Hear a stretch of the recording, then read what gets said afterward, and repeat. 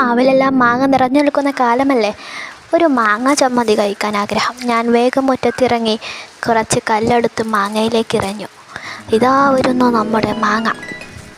അപ്പോൾ നമുക്ക് എങ്ങനെയാണ് മാങ്ങ ചമ്മന്തി ഉണ്ടാക്കുന്നതെന്ന് നോക്കിയാലോ. ആദ്യം തന്നെ നമ്മുടെ മാങ്ങ നമുക്ക് മുറിച്ചെടുക്കാം. ഒരു മീഡിയം സൈസിലാണ് ഞാൻ അവിടെ മുറിച്ചിട്ടുള്ളത്. അതിന് ശേഷം കുറച്ച് തേങ്ങ, വളരെ കുറച്ചൊരു പിടിയൊക്കെ വേണമെങ്കിൽ പറയാം, ഒരു പിടി തേങ്ങ എടുത്തിട്ട് എന്ത് ചെയ്യുക, നമ്മുടെ മാങ്ങയിലോട്ട് ഇടുക. പിന്നെ അതിന് ശേഷം 2 മുളക്, എൻ്റെത് നല്ല എരിവുള്ള മുളക്, അതിനോട് മാത്രമാണ് ഞാൻ 2 എടുത്തത്.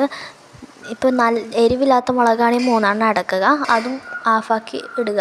പിന്നെ കുറച്ച് 2 കരിവേപ്പിൻ്റെ ഇല ചേർത്തതിന് ശേഷം നമുക്ക് കുറച്ച് ഉപ്പും കൂടിയും ചേർത്ത് അരച്ചെടുക്കാം.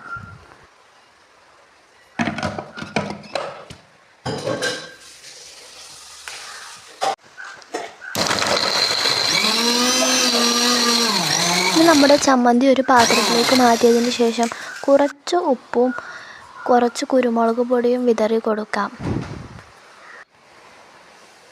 അതിന് ശേഷം കുറച്ച് ഒരു മൂടി സുർക്കയും ചേർത്ത് നന്നായി ഇളക്കുക.